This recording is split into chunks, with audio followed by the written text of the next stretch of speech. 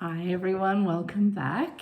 Today's video, I thought this is the only kind of unboxing I can support. My seed order has come.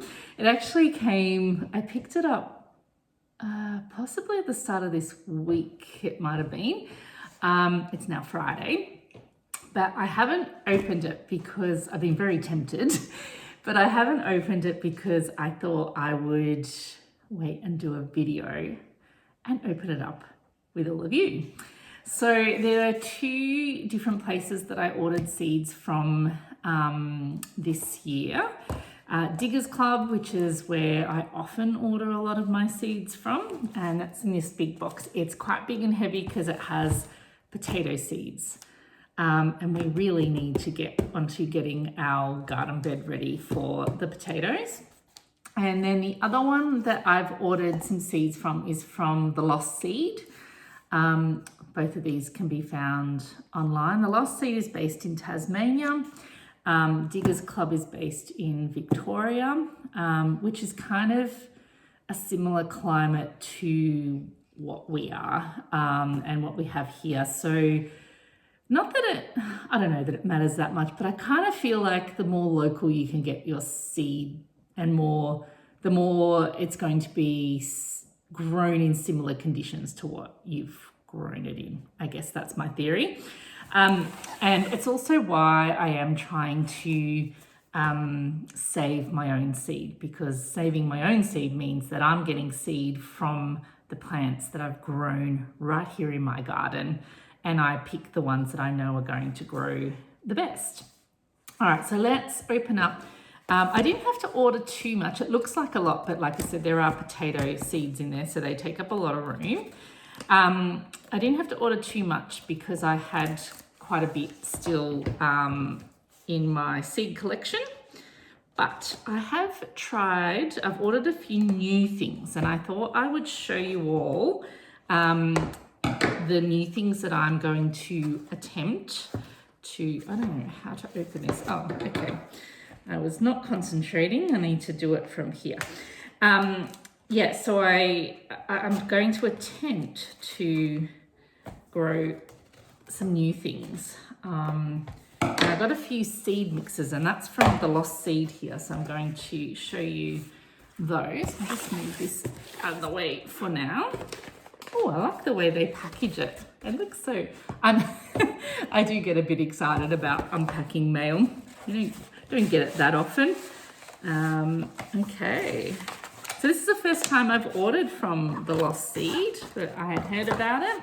I do like that, apart from the little bit of sticky tape, it seems to all be like recyclable paper. There's no plastic or anything like that. So that is kind of nice. What have I got here? Oh, just a little card. I've got a 10% off. It's for this month only. I'm not sure that I'll need to buy any more, but who knows? We'll see. Yeah, 10% off all seed packets voucher. That's just and then all of my seeds are just put in between these layers of brown paper, which is good because I can just recycle. I'll chuck them in the compost, the brown paper, and there's no waste. All right, so I can't even remember what I got. So now I'm looking, going, oh yeah. So I did get a few beans from The Lost Seed. So these are climbing beans. I found that. So this is kind of I have in the past always just gone to Diggers Club for my seeds, and they are fantastic. But I did look at the number of seeds you get in a packet compared to The Lost Seed and the price comparison, and you get a whole lot more seeds for about the same price at The Lost Seed. So I think that's interesting. So there's 120 seeds of the bean seeds, which is a whole lot more than you get in the Diggers Club seed packets, and they were roughly about the same price. So I was comparing it to the the non-member price for Diggers Club. Anyway, so this is a Purple King climbing bean. I hope to grow a whole heap of beans and freeze them. Now that I have a deep freeze, I can blanch them and freeze them and then use them throughout the year. And it does tell you on here the minimum soil temperature that's needed for germination, which is at least 15 degrees. So it is too early for these. These will be sown in spring. It's not too far away though. And sow after frost. Yeah, so that's an issue for us. We need to be careful and wait for frost. And it also then tells you companion plants. So what plants it grows well with. So carrot, excuse me, beetroot and carrot, borage, strawberries, corn, tomatoes. Oh, that's good. It will go well with tomatoes, potatoes, cucumbers. And then it tells you what it doesn't like to grow near, which are mostly like the onions, garlics, dill, chives, fennel, etc., which is handy to have on the seed. I often go and look those things up, but to have them on the packet is helpful. So Purple King climbing beans. And then I've got a bush bean. I did try growing some bush beans last year. They did fail. I think I'm hoping I've got the soil right this year, and it was very dry, so it was hard to grow anything last year. So I do still have some of those seeds, and I can't quite remember the variety, but I thought I'd try some more. And these are a Cherokee wax bush bean. So they're a butter bean, and they're bright yellow, straight, flat pods. I do like a combination of like green beans, purple beans, yellow beans. I just think they look nice when you pick them and eat them and cook them.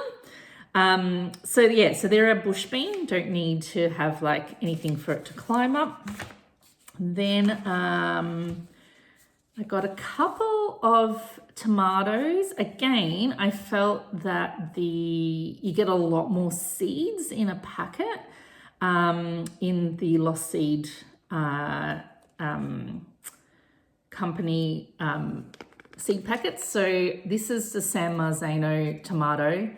It is honestly my favorite one to grow. I grow it every year. I always have success, even in the crappy tomato growing years, which we've had some. They're really, really good for preserving. So if you want to make sauces or you want to preserve, they're known as the Italian canna, and they just seem to just grow really well here, no matter what the season, no matter whether we're getting rain or not rain. Obviously some years they look a whole lot better and the fruit are bigger, but I've just never really had any issues with growing the San Marzano tomatoes. So needed some more of those. And then the other one that I got that I grew last year was a Black Russian, and I really, really liked the Black Russian tomato. Again, they grew quite well, even though we had a really dry, hot, horrible year last year, and I did neglect them a little. They still did their thing, and they just tasted beautiful. They were really, really nice tasting. So that's the Black Russian. I needed some more seeds, so I got some more of those. So there's 120 seeds approximately of the San Marzano and 180 of the Black Russian. And the other thing I just got was some more nasturtium seeds. I love growing nasturtiums. They're just really simple to grow. The bees like them. They're very good for sort of ground cover in amongst your vegetables to prevent weeds. And I'm also planning on putting some out around our fruit trees. So again, they're good for weed suppression, but also, they've got lovely flowers that attracts beneficial insects. You can actually eat them too, the leaves and the flowers. Not that, actually, I think I have tried it before, but yeah, I must give that a better go and see if I can pop some in the salad and see how they taste in a salad. I think I've just like picked them and had a try. They've got a little bit of a peppery taste, I guess. But yeah, very good ground cover, nasturtium. So I've got some more of those because I was running low. I don't think I have any more at all. And then I got 2 different blends of seeds that I saw when I was having a look on the website. And I thought, these sound interesting. I might give them a go. One is a beneficial insect blend. Put it in spring and summer. I was thinking of maybe trying to find strips of this to grow. I haven't quite decided. I just saw it and thought, I want to give this a go. It's really good for bees. So we are creating a bee garden, which will mostly have perennial flowers and plants in it. But because the plants, when we get them, are going to be relatively small still, it might be good to sow some of this to fill the space while the others are growing. So irresistible to bees, hoverflies, lacewings, ladybugs, and the like.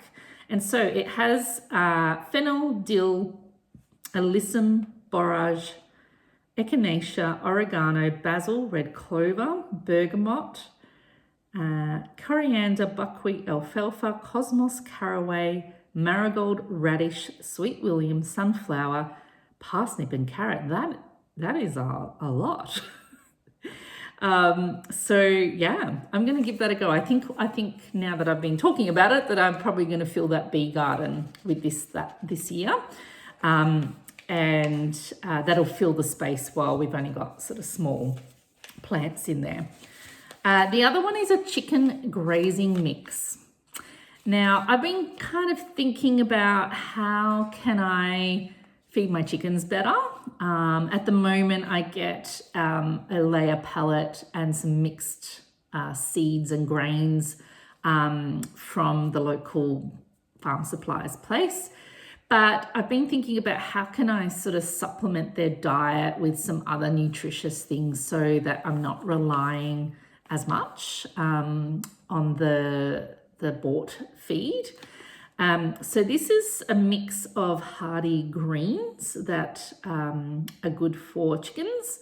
So you can fence off a section to grow it in, or grow it in trays and then put it in for the hens to peck at. So I don't know. I think the trays are probably going to be the best way for me to do it, because I don't know how well I'll be able to grow them in their pen, but I'll keep you posted. I'm going to give this a go. It's got a range of greens like amaranth, bok choy, chicory, millet, nasturtiums, carrots, dandelions, swedes, fennel, etc. So a really good mix for chickens. So I just thought that would be an interesting mix to try. So that's all from the Lost Seed. They're the seeds that I got. So a few of those are just replacement, and some of them are new seeds that I'm going to try out this year. So if you follow along, there will be some videos as we go into spring and summer, and I'll be able to update you on how those seed mixes and the new seeds are going. All right, now I'm going to try and open up the Diggers Club parcel. Just sticky tape together very well.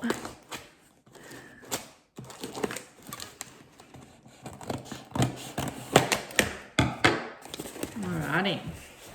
So this does have a lot of seed potatoes, which is why it's so heavy.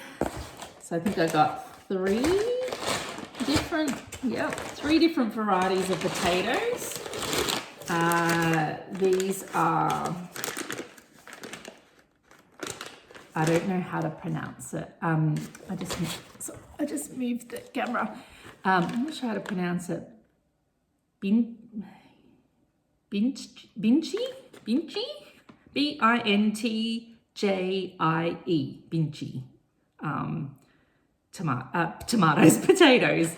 So these are certified seed potatoes, so you know they're going to be disease-free. However, I have to tell you that I have often, when we had potato patches before, just got sprouted potatoes from my pantry that were from, you know, store-bought potatoes and chucked them in the ground, and they still do okay. But I think if you want to be confident that you're going to get a good crop and there's no disease, this is the way to go.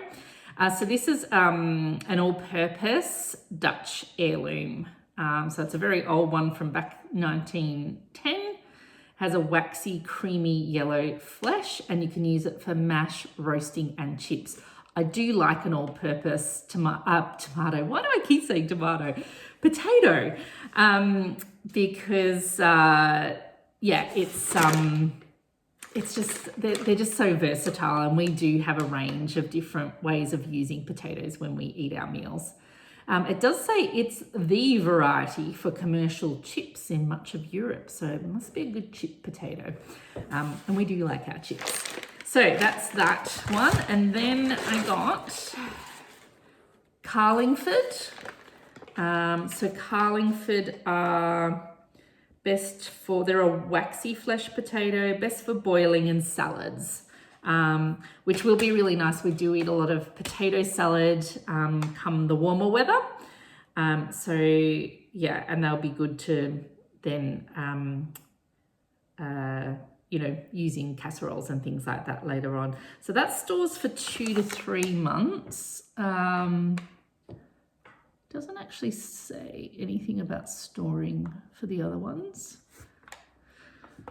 Interesting to see how many we get. I don't think this will be enough to store for too long anyway, to be honest.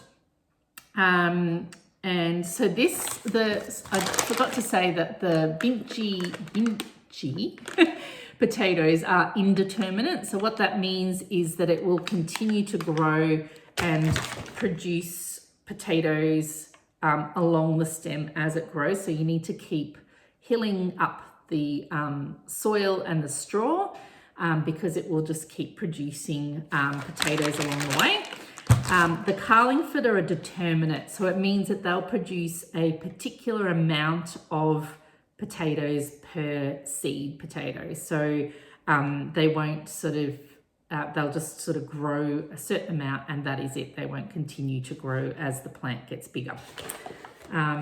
Anyway, so that's Carlingford, and then what's the other one I got? Dutch cream. So they are also a versatile potato, can be used for mash, chips, boiling and baking. These are a late season variety. So sometimes it's good to, when you're getting different varieties of particular vegetables or even fruit trees, is to have a look at when they, like when they'll be available, when they're ready to pick. So are they an early season, a mid-season, a late season? And if you get a variety, you'll then be able to extend your harvest. So these are a late season variety. And so I think I got these so that I can sort of have them later in the season. Yeah, and they store well as well, which is also a good thing for potatoes. So that's the Dutch creams. So there's 8 tubers in each of those. Alrighty, and then I only just got a few seed packets. So it was mostly the potatoes that I got from Diggers Club. I'll tell you the reason. I actually looked at the lost seed for buying seed potato as well, because I thought I might order them from there. Unfortunately, I think it might be because it's coming from Tasmania, I don't know, but the cost of shipping, once you add potatoes, because they're so much heavier, was quite expensive. So when I looked at it and I thought, I feel like maybe the potatoes seeds were cheaper, or maybe you got more in a packet or something like that. But the cost of shipping just kind of didn't justify it. So I went back to Diggers Club and got theirs because their shipping is cheaper. And then, these are just a few flower seeds. So I bought some zinnias, 2 different types of zinnias. I really do like the name of this one. It's called Zinderella Peach. And I did look at what it looks like, and it's very, very pretty. I love growing zinnias. They just grow really, really well in all conditions here, and they seem to last a really long time over the season until we get like really cold weather and frosts. And then the other one is mazurkia. And I can't remember what that one looked like, but I clearly picked them out because I thought they were nice. I do have some more zinnia seeds, but I needed to top them up because I wanted to grow some more this year. And then the other one was the chamomile, so German chamomile, and I want to grow, that seems to, I've had pretty good luck in growing chamomile, but I'd like to grow a lot more of it. In fact, I think some of this might go into our bee garden. I want to grow a lot more of it because I actually really love chamomile tea. And I'm starting to sort of think about how can I grow things in my garden that I can then harvest and dry and store for making tea. And chamomile tea is, I've kind of grown up with it. I think my grandmother, she drank chamomile tea a lot, and she kind of felt like it had these magical properties. It cured everything. If you had something wrong with you, have some chamomile tea. She also said that about whiskey though, so I don't know. But yeah, so I kind of grew up drinking chamomile tea, and it's very nostalgic for me. And I really like the taste of it. And it's nice combined with some other things as well to make a nice herbal tea blend. So I'm going to attempt to grow some more this year, more than I did last year. I did harvest some, but I just realized that you kind of need to grow a significant amount if you want to be able to harvest enough flowers to dry for tea. So that is all. They're the seeds that I ordered. All of the others like cucumber and all the other tomatoes, capsicums. What else do we grow in summer? Pretty much all the other summer and spring varieties, as well as flowers, I had plenty of. So I didn't really need to, and I saved a lot as well, particularly from flower seeds. So I didn't really need to buy any, which is kind of what I'm aiming for eventually. But these were just to top up and to buy some new varieties to try this year. So that's it. That is my seed haul. It's the only kind of haul or unboxing that I like to do. I'm not a fan of those sorts of videos. And yeah, my next video, I will probably be out getting the seeds started. I realized that July's already gone. Today's the 1st of August, and I probably need to get on to I've got seed raising mix, everything's ready. I just need to get out there and do it. So that will probably be the next video. If I say it here, it'll make me get out and get it done, because the sooner I get them going, the better it will be. I'll have decent sized seedlings to put out in the garden once this weather warms up. And we've only got a month more of winter, so I need to pull my finger out and do it.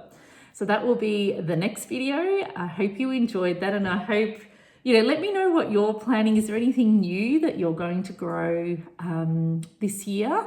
Or are you sticking with the same old, what you know will work and what you like? I do a bit of both. But let me know if there's anything interesting that you're going to try, or if you're interested in any of the seeds that I've bought, and if you'd like to know how they go and what my thoughts are. Stay watching, because through the spring and the summer, I'll give you plenty of updates about how they're going. Thanks so much for watching, and I will see you all next time.